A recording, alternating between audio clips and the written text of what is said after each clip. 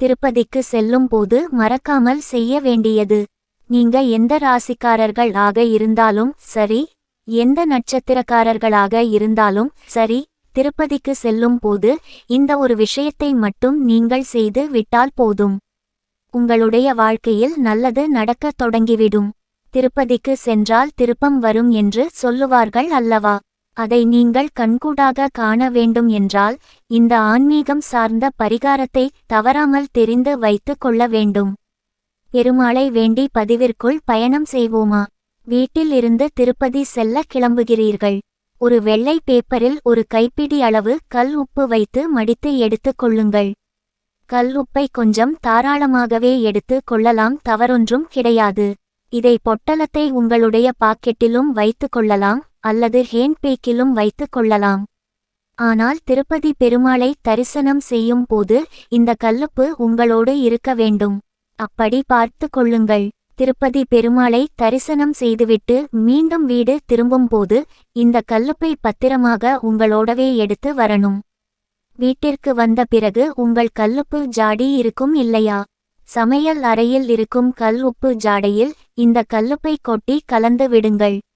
உங்கள் கையோடு திருப்பதிக்கு எடுத்துச் சென்ற கல் உப்பை சமையலறையில் இருக்கும் கல் உப்பு ஜாடியில் கலந்து விட வேண்டும். அவ்வளவுதான் பரிகாரம்.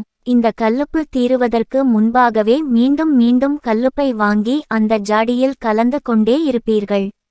அப்போது பெருமாள் கோவிலுக்கு எடுத்து சென்று வந்த கல் உப்பும் அந்த கல்லுப்போடு நிச்சயம் கலந்து இருக்கத்தான் செய்யும். தினமும் இந்த உப்பை போட்டு சமைத்து சாப்பிட்டால் உங்கள் கஷ்டம் தீரும்.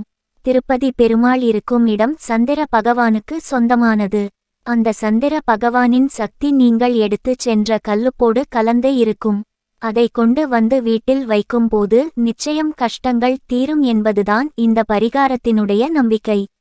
உங்களுக்கு நம்பிக்கை இருந்தால் செய்து பாருங்கள்.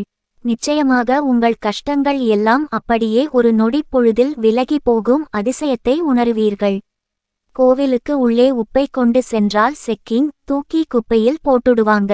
அப்படியெல்லாம் காரணம் சொல்லக்கூடாது. திறமையாக உப்பை கொண்டு செல்லவும், திறமையாக அந்த உப்பை மீண்டும் வீட்டுக்கு எடுத்து வரவும், வாழ்க்கையில் ஜெயிக்கவும். எவ்வளவு விஷயங்களை பண்றீங்க. சாதாரண இந்த ஒரு விஷயம் செய்ய மாட்டீங்களா?